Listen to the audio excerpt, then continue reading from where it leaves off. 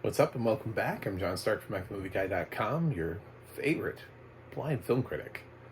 And this is Federer, 12 Final Days to Christmas. No, it's not a Christmas movie, but I love that it's 12 days.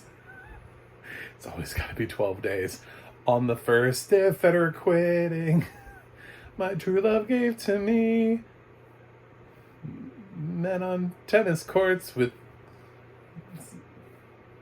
throwing balls back and forth. I don't know what that song is, but there's a song there to be had.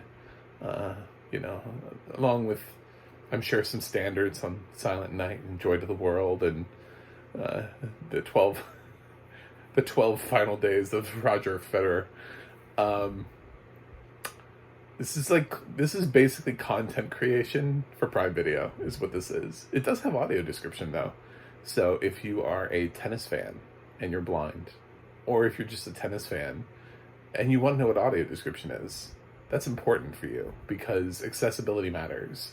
And I'm glad that this documentary has it, even though it's mostly Roger Federer just kind of talking about his final days forever and ever. And his contemporaries talking about his final days and what he means to the sport. And we sort of follow him around. We see people getting sad that he is leaving tennis after all this time. The greatness of him, what he means and how he, what will the sport be? Anything without him, who knows? A lot of people who have been his, on courts opposite him feel pretty strongly that he's one of the GOATs of all time. So it's just kind of like, it feels like the thing where somebody's like, ooh, Roger Federer announced his retirement. Can we get a camera crew to follow him around? Just to see what happens in case anything interesting happens, and maybe we can get him to muse on some of his thoughts.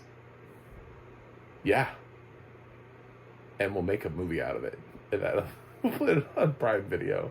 And it's there. This is a film that has not very many people have seen it yet because it just, at least as of when I'm watching this, I'm usually always a little bit behind. I try not to slam you guys with too much content. Think about how much content I put out and then take that statement in and then think about how much stuff I must watch. So I saw it when it was released, the day of, and its IMDb score was solid. Its Metacritic score was oddly not as much. It's like a 48. I was like, this feels kind of low. But then again, I also was not enthused. It felt kind of like an easy job. Like, we're just going to follow Roger Federer around and get him to comment on musings on life, what his career has felt like to him, what he think he might do next, what it'll be like to not play tennis professionally or have to pick up a tennis racket the next day, men and their balls. And I have to get that joke in there somewhere. I was going to make a men and balls joke at some point in this review. Yes. This is here. If you want it, you can have it. This documentary. Some of it is occasionally interesting. He talks about one time when he didn't break the 5 streak and then Borg thanked him for not trampling his record or something like that. And I don't understand this. I don't watch tennis. I don't know how epic this is. There are some sports that I'm more familiar with.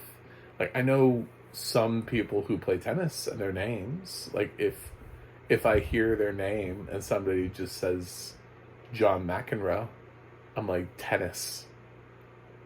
I know association, but no, I'm not a tennis person. So,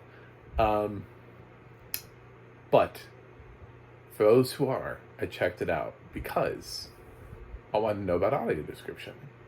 Amazon has a tendency to use TTS audio description. That didn't happen here. However, I didn't catch credits for this, like an actual who made this. So I don't know, but it's human, or it's amazing AI. It's just like, I just, like, what? We have moved really far down the line. Like, what was it? Alan Tudyk did the voice in iRobot. It's like that. It would be like that. It would be like the voice of him in iRobot. It's just like way far down the line in terms of where it's like it's not really a robot. It's actually just human doing the voice of a robot. Yeah, it's a British dude. I don't know why. Roger Federer's not British, but it is a British dude. I guess British people like tennis more, so they figured if we're gonna pay for it, we should pay for it where we think people will watch it more. So prime UK people, I'm sure, are gonna be like, ooh, sweet spot. Meanwhile, we're just used to it. So I didn't pick up a whole lot on any odd choices, no torches and boots. So I don't think the choice really mattered that much. It's a documentary too, and it's a lot of Roger Federer talking about life. So yeah, there isn't a ton of time to describe what's happening, but every once in a while something comes in. They describe a little bit of tennis. I don't know if it's going to be for a tennis, if you are a tennis super fan, I don't know if this is going to suffice for you. Sometimes I do a little bit better with sports I'm familiar with because I feel like, oh yeah, I could follow that. Like basketball movies, that's kind of, if I had a sport, it would be basketball. So like when it's a basketball movie and somebody's like trying to narrate, I'm like, this is lazy narration. Or I'm like, oh yeah, we are in the game. Like I could tell the difference. But yeah, I don't really have much else to say on this. It's pretty easy. It is exactly what you think it is, and it's not that, like, it lacks wow factor. It lacks that, like this documentary is going to transcend. We're going to remember this. It's made for fans of him. It's made for fans of tennis, and it's a nice little distraction. Like I said, it's content creation for Prime Video. Nobody made this with the thinking that they were going to earn some great awards for this. This is just following him around for the final.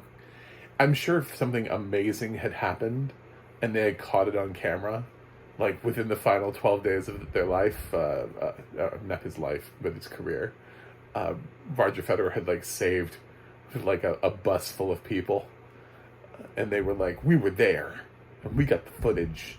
Then people would be like, wow, it's really good that we sent a camera crew there so that we could capture that moment. There are none of those moments. So anyway, I'm going to give Federer 12 final days.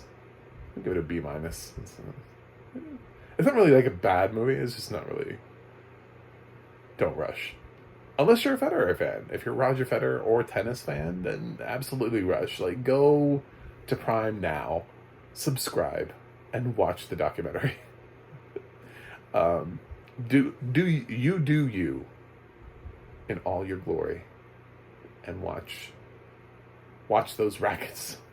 Anyway, that's it. That's all I got for this. Thanks for watching. Thanks for subscribing. And I will see you guys on the other side.